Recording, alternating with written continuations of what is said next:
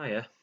Uh, Before I start the video, I'm saying if you've probably read the title already, my life as an ex-Mormon. This is just going to be about my journey through my own religious discoveries, I suppose. It's not going to be any gaming. There's not going to be any comics. It's just going to be this. If you're not interested in this sort of shit, you might as well just turn it off. If you are interested, there you go. This isn't really to tell everyone about it. It's just something I want to get off my chest. I want to be able to say some of the things that I haven't really been able to say as I moved moved out. There we go. I moved out about what 6 months after I left my religion, and yeah, so I haven't really been able to talk to a lot of people about this. So here we go.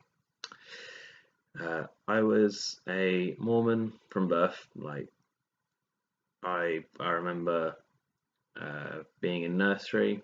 I would have been what 4.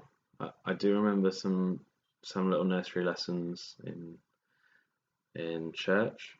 And then what I remember most about my childhood in the Mormon church, what I remember whenever anyone asks about my childhood in the Mormon church, is a really good moment. I loved this. Me and my friend John, still my friend, us singing "I Hope They Call Me on a Mission" in sacrament meeting. I don't know why. It was just sort of like a random thing that happened. We were wearing our dad's suits. We had their Book of Mormons in their leather cases. Had them next to us, like holding them, singing that song, and it was just, oh, that stuck with me. My God, like he went on a mission. Fair play to him. I didn't, clearly.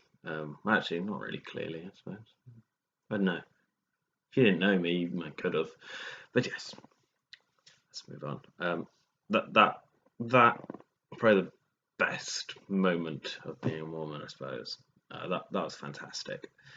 But that brings me on to a point of when you're in the Mormon church, you don't realize the not as such brainwashing. You could call it brainwashing. That there is a case for that, but the mental conditioning that you've got, the psychological conditioning that is placed upon you when you're at church from a very young age. From the age of 5, you're pretty much taught, rather than, oh, this is what's in the Bible. Instead, in this faith, you're taught that it's history. You're taught that it is a genuine history, and it's reinforced by church history, like history of the actual like founding of the religion. That's taught alongside, like right alongside what's in the Book of Mormon. So you do, from a very young age, believe this to be history. Almost like how a lot of Christians believe the Bible is a history. Not a lot of Christians actually believe that anymore.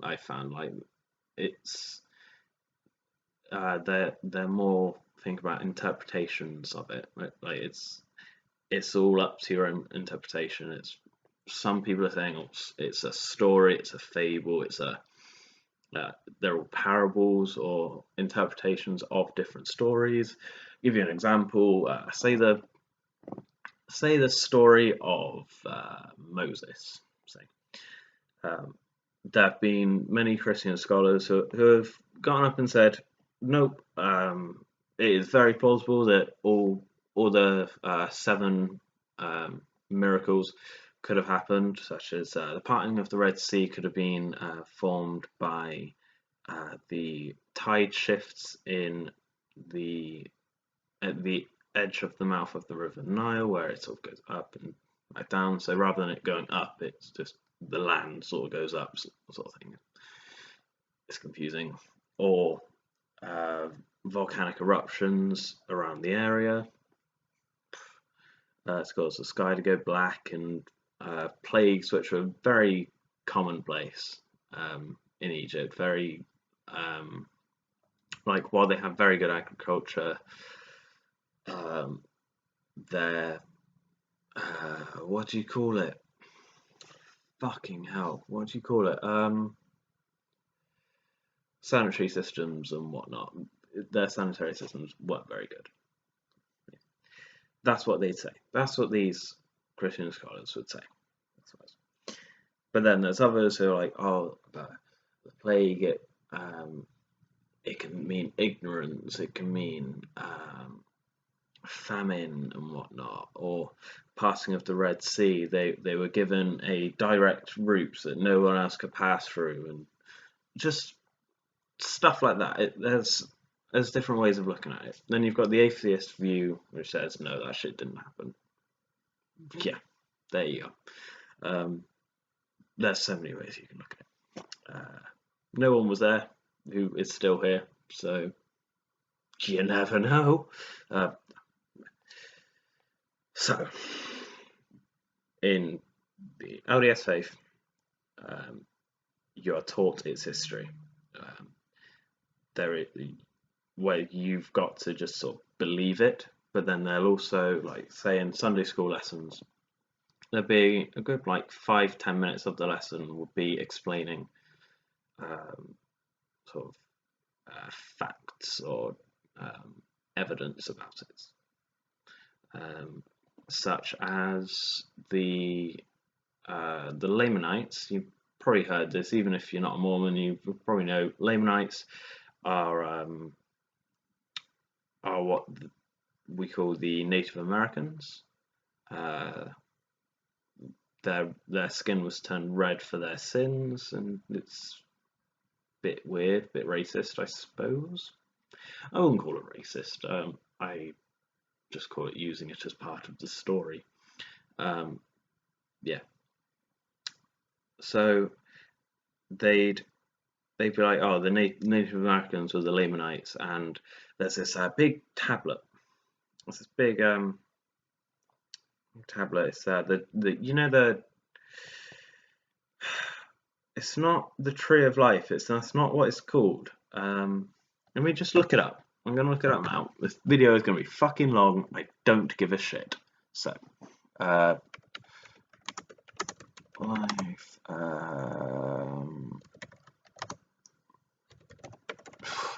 I don't think it's Mayan, isn't it? It's not. Yeah, there we go. Well, yeah, they believe they were the Mayans, the Lamanites and Nephites. They were the Mayans. There we go. The Olmec civilization,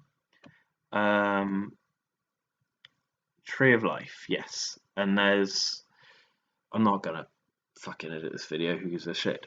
But if you get the picture, to the right of this big tree is who they'd call Lehi.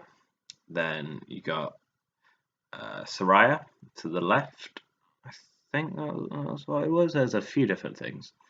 No, that's God and an angel, right and left. And then to the bottom, at the bottom, you got Sariah and Lehi, and then you got Nephi, the tree. You could really interpret it really well into this story. It could make a lot of sense if you believed and if you wanted it to be real. That's how it's reinforced by these people. It's how the Sunday school teachers are taught to teach through false evidence and a lot of it making shit up as you go along. Now, it only came, well, I only sort of came to realization when I was, 16, when I started seminary and we started outside thinking. It was early morning. I got up Monday, Thursday, and I think it was only 3 days a week, Monday and Thursday, early morning, and then Tuesday was in the evening. It's sort of like a Bible study thing. Seminary is early morning Bible study, essentially. Uh, Went to John's dad's house, a few other 16 to 18-year-olds, and wait, it wasn't 16 to 18, it was no, I think I started going when I was 14. Was I? Yeah, it must have been when I became a teacher. I started going to seminary. I would have been 14. I started going through all this, and okay, someone's coming up the stairs, and it's kind of creepy. So I started going when I was 14, and I started to realise that you could just think outside the box. You could create your own interpretations of this. What the fuck is going on out there?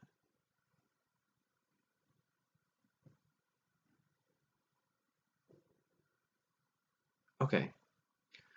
Sorry, there's someone outside the door, not knocking on mine, but it's very creepy. Sorry, it's quite late. So, yes. So you start to realise, back on the train of thought, you start to realise that you can make up your own interpretations of these things. And if you can make them up, other people can make them up. You're taught to think, but you're also taught not to think too much. Like, you're taught you should always be thinking, you should always be believing and thinking about the church. But if you think too much, you can stray off the path. And now that I think about it, despite them actually saying that shit, um, it it sort of contradicts themselves. Don't think, and then you'll believe, is essentially it. Don't think too much, or you'll discover our secret. So yeah, thanks, guys. Sorry, it's getting me a bit emotional. So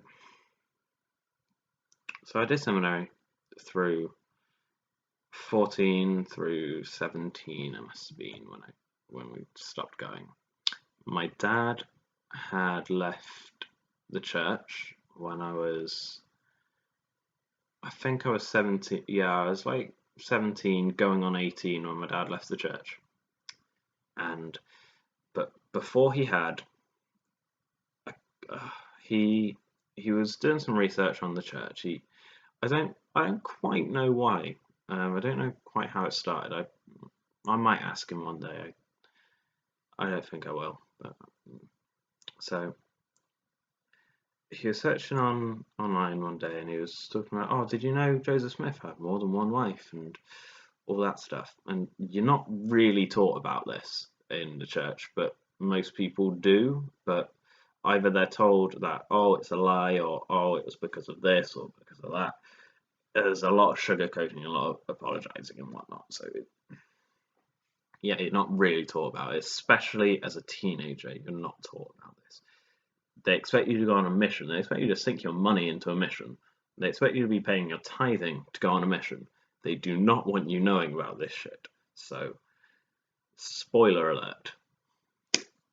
So, my dad was looking through this stuff, and I'm like, Dad, you're one Wikipedia article away from going inactive, which is what they mean by stopping going to church or whatnot. So I was like that, and he's like, oh no, don't worry. And I'm sure he knew himself. No, this is tying out the bollocks. I'm getting a bit confused here. And he's tapping away on his computer. He's learning all this different stuff, and eventually he's going to church. But instead of actually worshipping, he's studying, which is a good way to study a religion, but not after like 20 years of going to church. It's not not the best idea, is it? Jesus. So um, he he's in he's in what's it called? It's not priesthood. It's sort of like, yeah. It was Sunday school. He was in Sunday school, and I was in Sunday school with him one day. He decided to take me in Sunday school, and and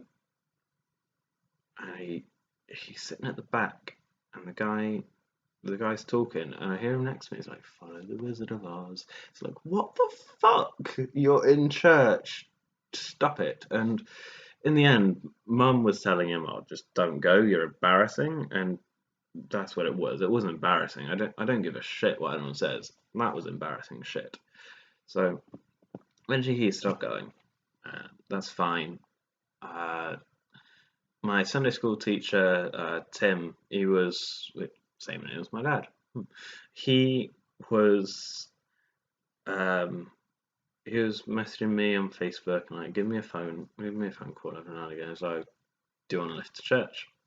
And while I sort of did want to go to church, I didn't have the motivation for it anymore.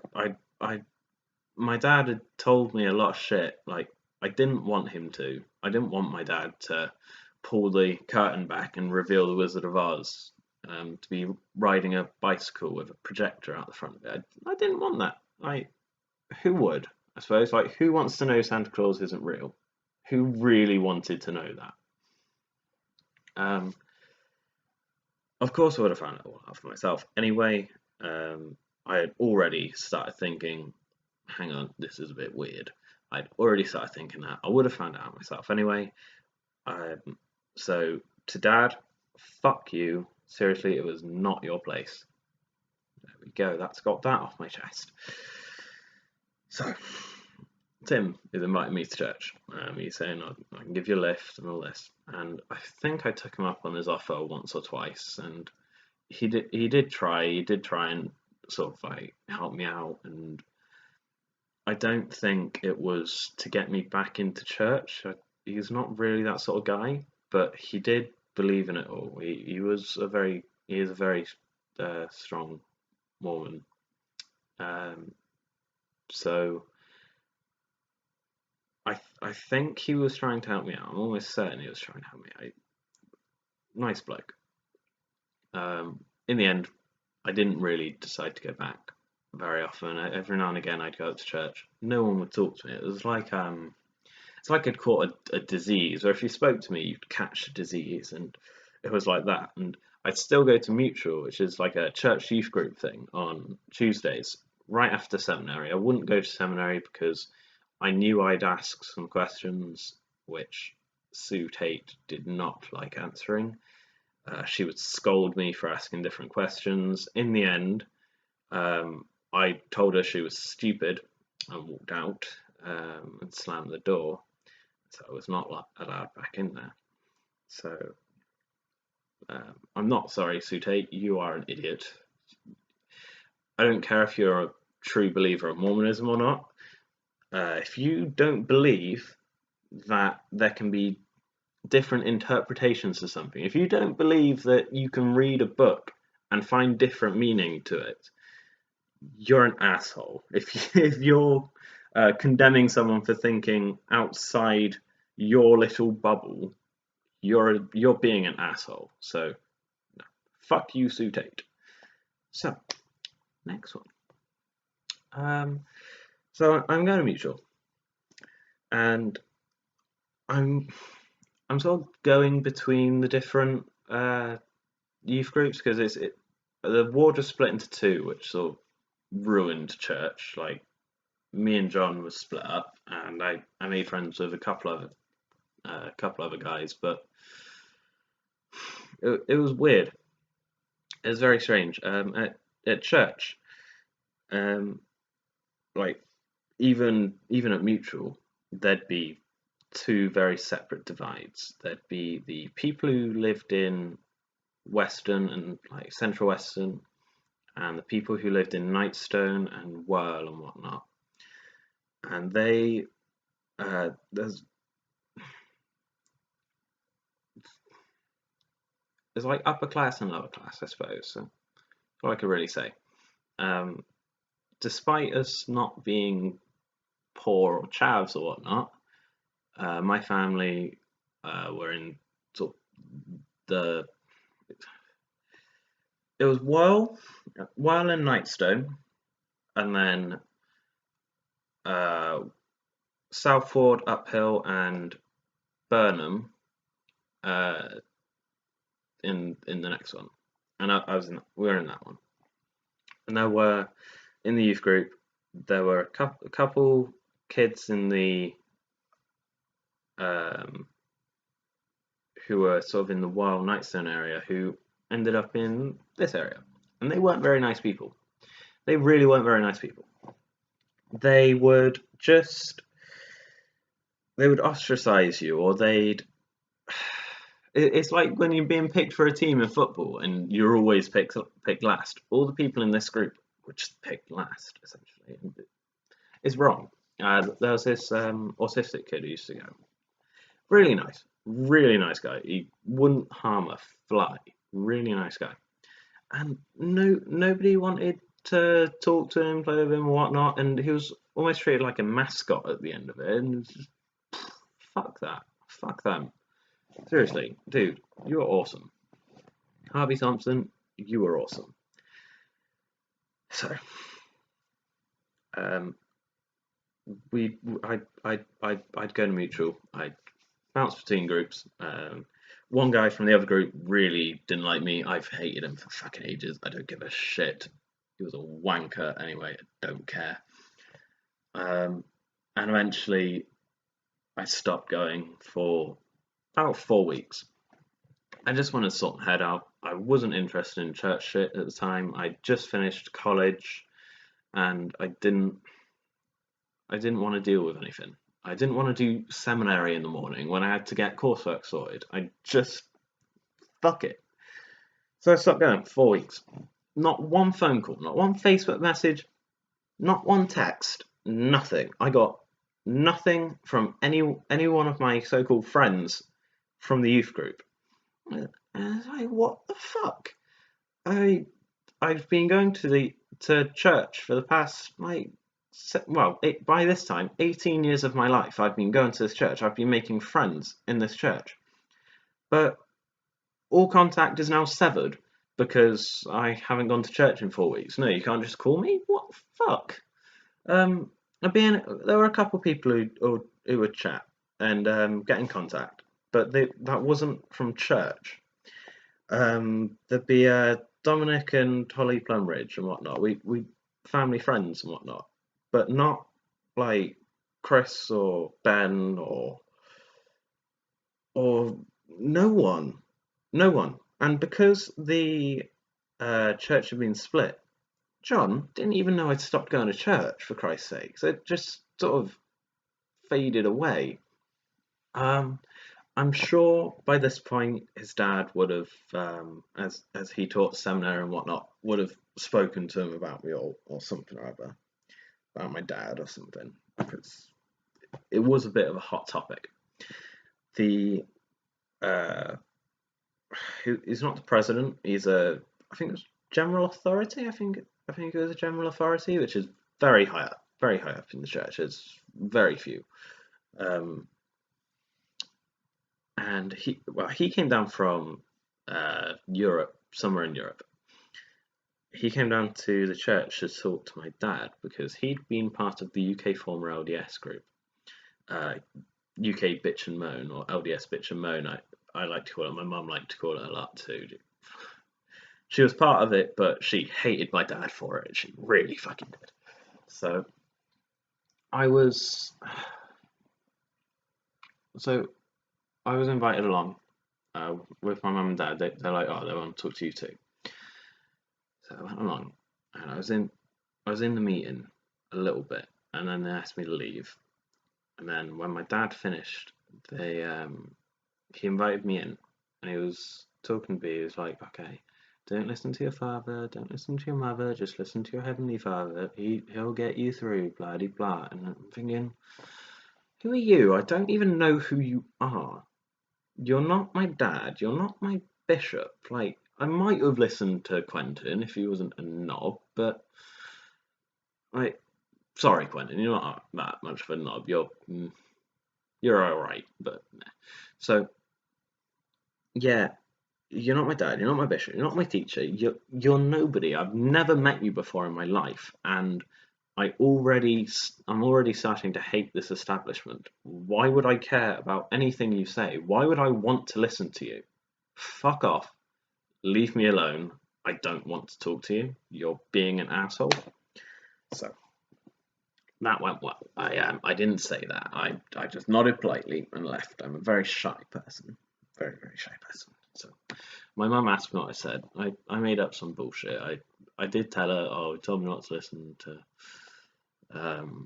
my dad and stuff. And in reality, he was a bit more sinister than that. All right, here's what he said in the meeting. He told me that my dad was going to hell. Well, he was going to outer darkness. He was a son of perdition. He wasn't going to have a life in the next world. That I was never going to see him again when he dies. That if my mum carries on, she's going to end up the same. And that if I carry on, I'm never going to see anyone I loved again. So,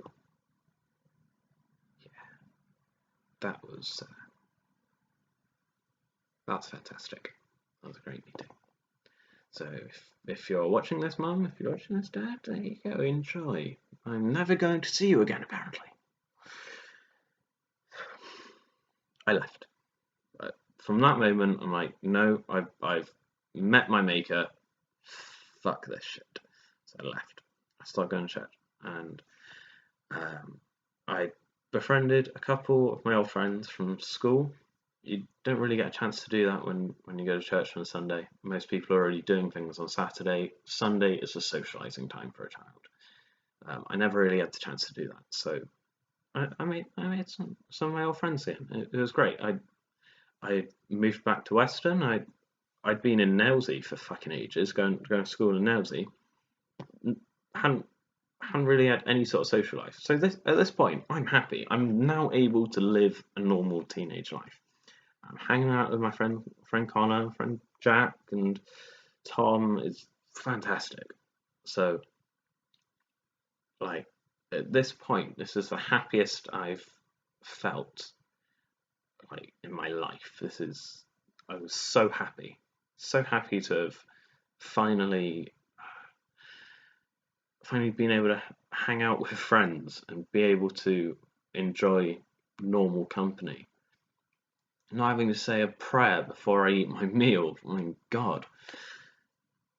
These people didn't really drink. I'm sure they do drink, but that isn't the type of group sort of we had. It was just chilling out at Connor's, playing video games, drinking Coke, eating KFC. That was it. It was fun, innocent entertainment. Loved it. And then I didn't meet Becky. I knew Becky. Becky was a Mormon. She's ex-Mo, I suppose. She didn't really go, and they didn't like her at church. She'd wear trousers to church, or she'd wear short skirts. Like, you're not allowed to wear trousers as a girl to church. So she'd wear short skirts, and to be honest, she would wear outrageous things and dye her hair blue and stuff like that. They did not like her, and they used to like send her home and stuff. Which is weird, considering it's a religion you can interpret yourself. Fuck them. That's what I'm saying to you, Becky. Fuck them. I know it hasn't really ended well, but meh. So she would take me out in her car, and we'd go hanging about, drinking alcohol and going to parks and a lot of the chavvy Western stuff. To be honest, a lot of the it was like my older sister Kaylee has been ex-Mo for a while. Like, she stopped going to church, and she made a really cool group of friends. Well, sort of like the pirates sort of thing. I like to imagine them as pirates. Kaylee and her mates, to be honest, they're fantastic people. And it was weird. The first time I went out with Becky, we went to Marine Lake. We were just sitting there drinking alcohol. It was lovely. There was people smoking pot. And then Kaylee walked past and was like, "Oh, hey, I didn't know you were going to be here." It's like, I didn't know I was going to be here either, nor you. So, uh, and there were people from work and everything. I'm like, hang on, is this what socializing's like?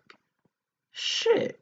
And so uh, every other day, I'd get an invite from actually she'd come over, she'd knock on the door. It's like, "Oh, hey, can you come out?" And I was like, "Sure, why not?" So I'd go out and hang out. It was fantastic. Um, Eventually, I realised what was going on. I was her gay best friend. I really was. Either that or she felt sorry for me. Either way, um, like eventually she dropped me like a rock in the ocean. It was like just like no, fuck it. Who cares? That's done. After that, I I finished college. I'd done all my coursework. I just everything everything had finished. I didn't really have anything to do. Uh, I was working a shit job I didn't like. I didn't enjoy. I did that 2 days a week. I made like no, probably 2 days a fortnight because I didn't even work Sundays. I made about £80 a fortnight working at Mackey's. Meant I didn't have to go to the job centre, so I'll have that. Meh. Um, I didn't have to pay anything really. I made £70. £10 of that went to my dad, just pay rent, I suppose. I went to the car boot. That was it. Just Sundays, what did I do? I went to the car boot. I bought some stuff there. I hung out with some mates in from the YouTube community. I hang out with them quite a lot. That was always good. Well, I say quite a lot. I don't really mean quite a lot. It was once or twice a year, but it was still fun. Um, Seriously, Adams and Steve and Daryl, seriously, fantastic. You guys really helped me through this shit. I'm sure you don't realize how much past couple of years, well, not past couple of years, but those few years meant to me. They were everything. Seriously. So I from this I've I met this girl Jade online. I hadn't really tried online dating or anything. This wasn't really an online dating site, to be honest. But she came down to Western and we chatted, and I lost it for the first time. Woo! So uh, that that was my first experience at the age of 18. Yeah, I think it was 18, which is fine. That was a good age.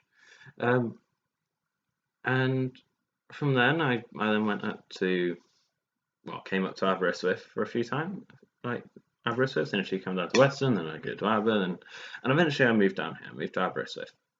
Um, and there is a Mormon church. I found where it's held. I know when it's held, but I haven't really brought up the courage to go.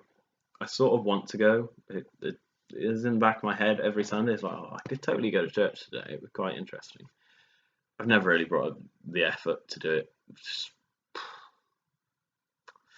got nothing against going to church at the moment. I'm not saying it's evil. I'm just saying I can't be asked. So yeah, but I've now got a 10-month-old baby, uh, beautiful fiance, and my baby is cute as shit. So I don't care what anyone says. Teddy is adorable. I would not change this for the world. Yeah, but it's always been in the back of my mind the Mormon Church. Where would I be if I didn't stop going to church? I probably wouldn't have gone on a mission. I didn't have the money to go on a mission. I'm sure Quentin would have helped me out with going on a mission. I'm sure he would have actually helped out quite a lot with me going on a mission, knowing the problems that we had. But um, I don't know. I don't know if I would have gone on a mission. It might have been good to clear my head for 2 years. You never know, but I could have ended up coming back like a dick. There have been some assholes come back from missions, like they go out as fun or shy or whatnot, and they come back as absolute wankers. Oh, I would not want to turn into one of them. Not you, John. John, you came back exactly how you left. Nutty as fuck, shy, still quite short. Brilliant. It's quite funny. So yeah, just I can't think what my life would be like. I wouldn't have this girlfriend. It wouldn't have happened. I wouldn't have had Jade. I wouldn't. I probably wouldn't have even had a drink by now. My dad was always offering me a beer, but I fucking hate the smell of it. I hate the taste of it. I still don't drink alcohol. That's another problem. It's conditioned me to hate alcohol. The only thing I like is cherry sours because it tastes like Panda Pop. The only thing I like. If I could get some no fear Blue Storm Jaeger bombs, I'll have a couple of those. That'd be quite good. I've never had that before, but I want to. I want to have a bit of that. But yeah, it's all just popping out my head. It's great to get it out. Once it's uploaded, that'd be fantastic. I can now stop thinking about it. It's like, oh, should I go back and watch it? I can click on it, I can mute it and go, fuck it, who gives a shit? Because that's it. Who gives a fuck? Like, it's my religious experience. I have found my own way now. I'm not completely godless. I suppose I am godless. I don't believe there is a God. I do believe there is more to what we've got. I do believe there is a better way of seeing your life and dealing with your life and working through it. I do believe in reincarnation, not in the standard Buddhist way of, oh, you get reincarnated as a slug if you're bad or a whale if you're good. I don't believe in that. However, there is very good scientific proof of reincarnation. Well, it's fact, essentially. You die, your shit goes into the ground, it's decomposed, that's nutrients for a flower, say, and then that flower will provide oxygen through photosynthesis, and then that oxygen is breathed by another creature, maybe even a human. That energy is then used and expelled in certain ways. The cycle can keep going on and on and on, and eventually a baby is born. And yes, that is essential scientific reincarnation. That's what I believe, to be honest, and that's what I like about that belief. It's not really belief, it's more fact. It's what I like. I don't like having to rely on faith and something I can't control. If I can't control it, I'm not happy. I'm a very big control freak. My missus will tell you that.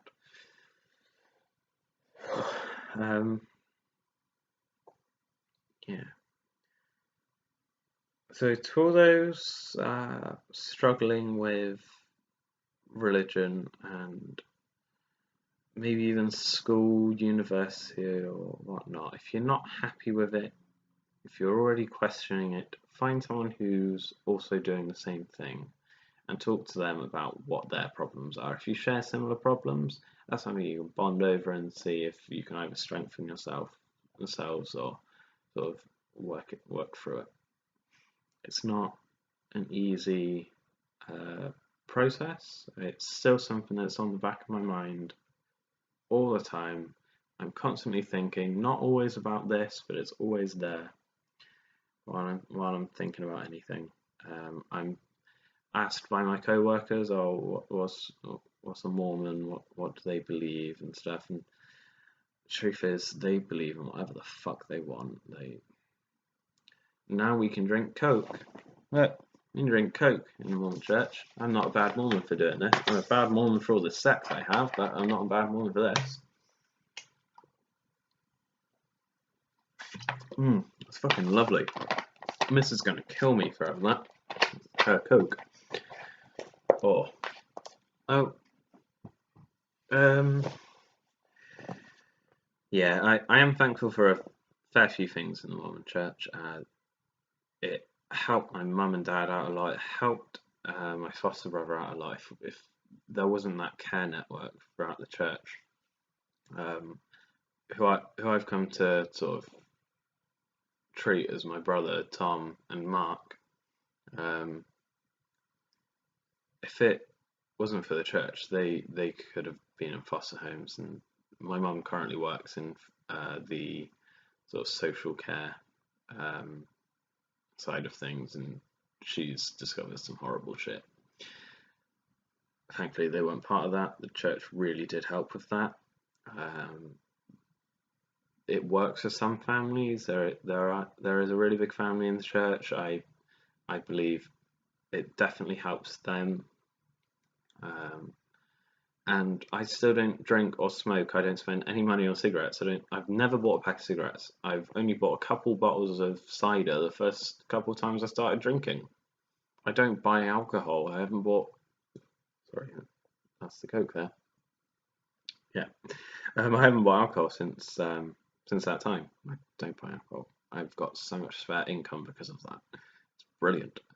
Um, I know how to raise a child. I now know how not to indoctrinate them, or how to show them that family is important, and how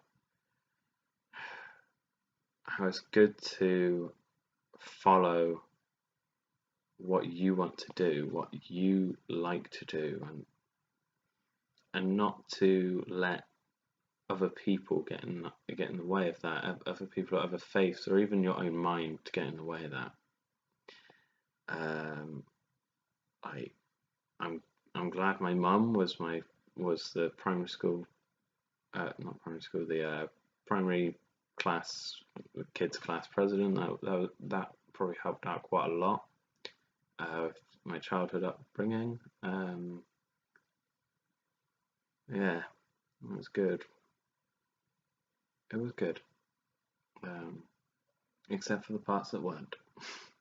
So yeah, I'm thankful for all that. The strength, the strength my family uh, gained, and the support we had from the rest of the church over a lot of different issues was great. But despite all that, I'm glad that I'm out of it. I'm glad I've got a life now. Uh, I've got a new meaning. I don't have to get into heaven now. That doesn't matter anymore. I've got Teddy now. Teddy is adorable as fuck. He is my little shit I can just cuddle and play with. And my new mission is making him better, making him a better person. While I'm not his god, I'm his mentor. I am someone he looks up to for guidance. Why should there be anything different? Why should there be someone else he has to look up to? Just look up to me. I can make sure he's good. To be honest, in that way, religion is for bad parents. Parents who need a god to quieten their kids. It's to instill fear in children, or to give children hope, when a parent can do that themselves. You can comfort your child yourself. You don't have to have religion. You can help your child. You can pray for your child, not to a god, but for your own moral support. You don't need faith to do any of that. Well, I'm rambling now. So this is my 45-minute long video, which is going to take ages to process and upload to YouTube. Then I'm going to put it on Facebook and download it and all sorts. So yeah, it's going to be nice. I'm going to show this to my mum. What does she think? See you later.